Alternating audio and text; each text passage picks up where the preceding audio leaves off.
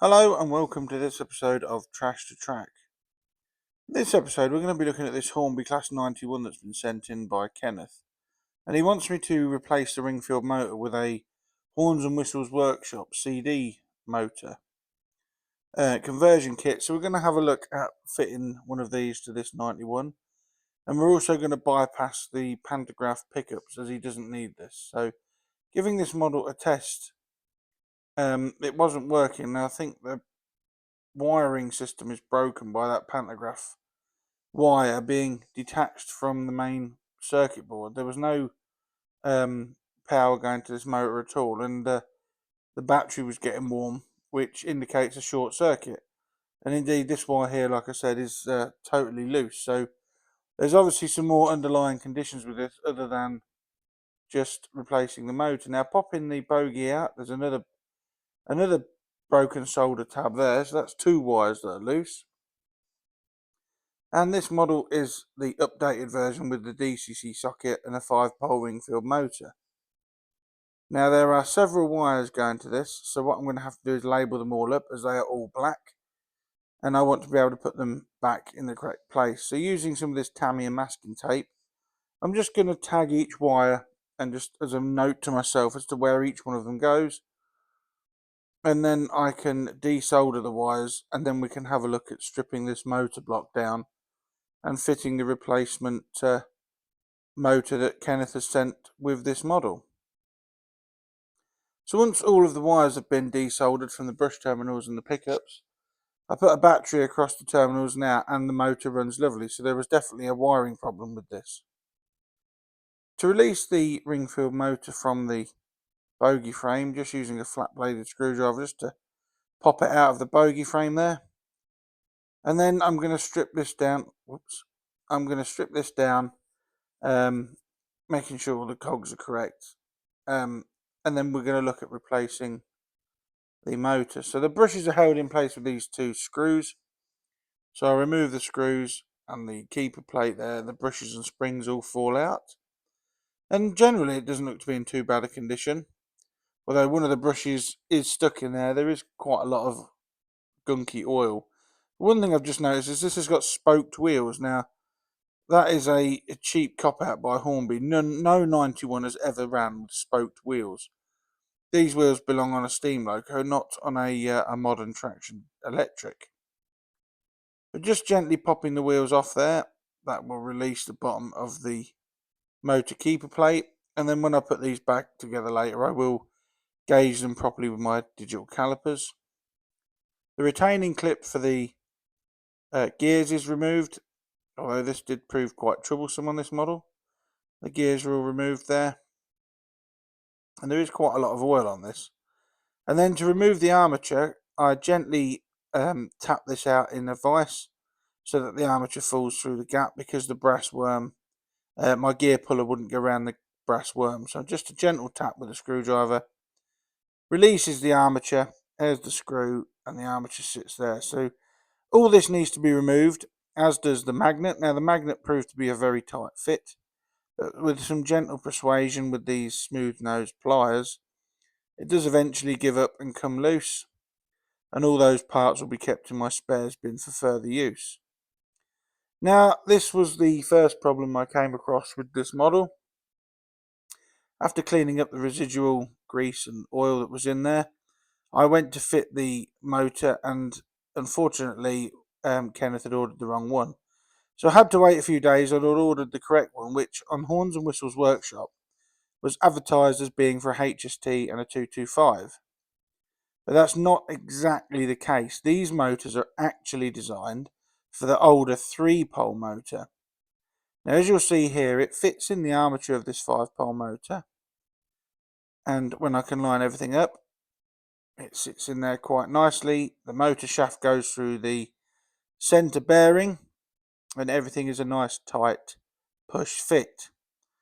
However, this was the second problem I encountered. Now, this is a motor that is designed for the 225, like I said, but it's not designed for this motor. It's designed for the older 3-pole one. So after I'd got it in place, and then these spring clips are pushed onto the retaining lugs there, just simply by squeezing them into place. I'm going to chop this up a little bit to retain these pickups on the traction tied wheels. A lot of people don't use them, but as I've proven in other videos, they do pick up a lot of current and they're worth having, in my opinion. But now the motor pinion was through that brass bearing, when I put the motor on a battery, it wouldn't turn. It was just humming and it wouldn't turn at all. And it turns out that the motor shaft on this model is too wide for the 5-pole Ringfield bearing. So it doesn't actually fit very well. So it was back to the vise and a gentle tap to get that out of there. So just lining that up again, I'm just going to slightly tap that out, just so that the motor falls out, not the actual cradle. And then when I wiggle it free, I've not damaged the shaft at all. That was only a gentle tap. But when I test it on a battery now, the motor spins lovely and freely and there's no humming. But that bearing is very, very tight, so we're going to have to address that. So I'm just testing the motor here, like I said, on the battery, and it was spinning quite freely and nicely. So what I'm going to have to do is I'm going to have to look at this. I'm going to have to enlarge that bearing hole ever so slightly. It only needs enlarging by about 1 millimetre. So using a rat tail round file and working very, very gently, I open this bearing up just by twisting the file. I work from both sides of the bearing to make sure that the hole is equally opened up equally both sides. Brush away any excess brass that's been filed away, and after about 10 minutes work, just gently filing about 1 millimetre off the centre of that bearing, test fit the motor again, and again it pushes home nice and easily. I put on the supplied plastic gear, put it on the battery, and as you can see, it's spinning lovely. So now that bearing hole has been opened up, it does spin nicely, but there's yet another problem that we'll encounter in a moment. Now, as the gears were quite oily, I'm going to give all these a clean up with the cotton bud soaked in methylated spirits. And I take all the old oil and lubrication off these, and do check the gear teeth and whether there's any burrs on them. These gears are in relatively good condition, they've just been slightly over lubricated. So I work through all the gears, including the gear retaining plate. There was quite a bit of hair wrapped around that gear. And I also give the wheels and the wheel backs a clean.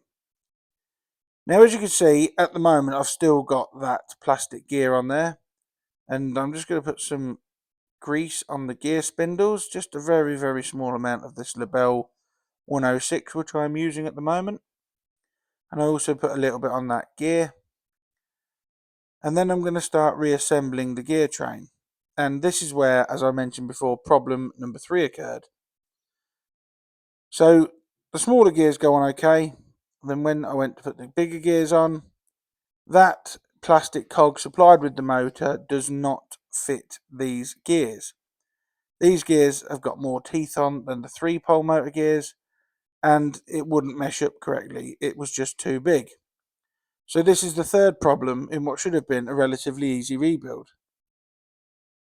As you can see there, it's locked up solid.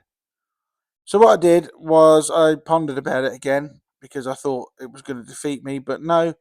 What I'm going to do is I'm going to remove that plastic gear off the motor shaft there, and I'm going to, it says on there that 125 motor, and it was confusing me at the time, and I did talk to the guy at Horns and Whistles who did confirm it was for the older one. But what I actually did was I got the original brass gear and pressed that gently onto the motor shaft, and you can see there the difference in teeth sizes between the two. But that went on there really, really well. It was a very nice friction interference fit, and now I can replace the gears and they all mesh and turn as they should. And that's one thing about these CD replacement motors, is they turn very, very easily. So I'm just going to put the clip back in there, and there we go. Everything's back to normal. The wheels are all back in, having been cleaned. A battery test with the CD motor shows that everything is running. It's lovely and free running. There's no buzzing, no friction. Everything's good to go. Now, the motor keeper plate had those pickups on it. So what I've done is I've actually cut this down using a very sharp scalpel, and I've left the retaining lugs and the pickups on it. I've removed those spring clips that we fitted earlier, and I'm going to fit this old retaining plate over the top there, and this will maintain those pickups on this side. And then the spring clip is reattached and re-clipped, I suppose, over those lugs. Pickups are then put behind the wheels where they should be. Wheels are pushed back in, wheels are gauged, and there we have the drive unit with all 4 pickups back on. I'm just going to quickly test it again, and it's all running lovely and smoothly. So we're getting somewhere now. So before I wire everything up, what I'm going to do is I'm just going to check over, make sure everything's good. The traction tyres are also replaced. I did that off camera. I'm just going to free up the trailing bogie. This also has all-wheel pickup, but it is quite dusty, so I'm going to give this a dust over and clean the wheels.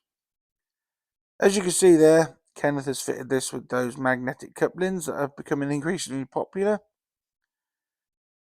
The wheels and wheel backs are all cleaned with a cotton bud and methylated spirits, and then the whole trailing bogie was reassembled, and I also put a tiny drop of oil on those axles, as they do not sit in any proper bearings. They just sit in the gaps in the die casting of the wheel retainers, I guess you'd call them.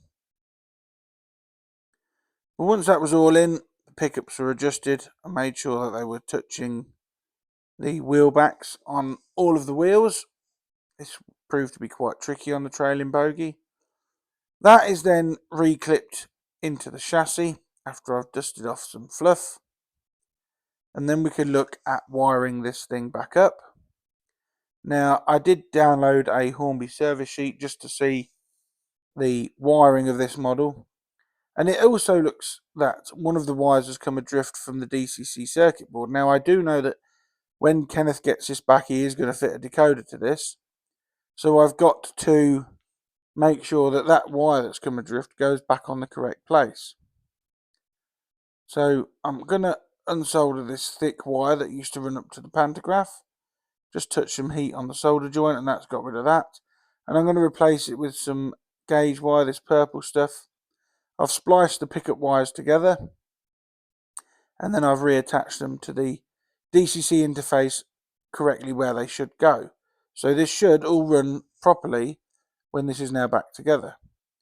I've also attached the 2 motor wires and the pickups back onto the drive bogie.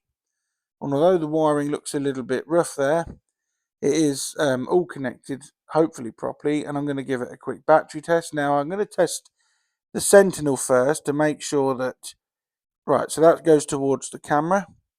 So if I've wired this up correctly, the 91 should also run towards the camera, which indeed it does. So that means the polarity is correct to the motor terminals. And now I'm just going to tidy up the wiring. I'm threading it back beside this chassis weight here, and using some tape just to hold it onto the body weight, just so that everything is nice and neat for when we put the body shell back on.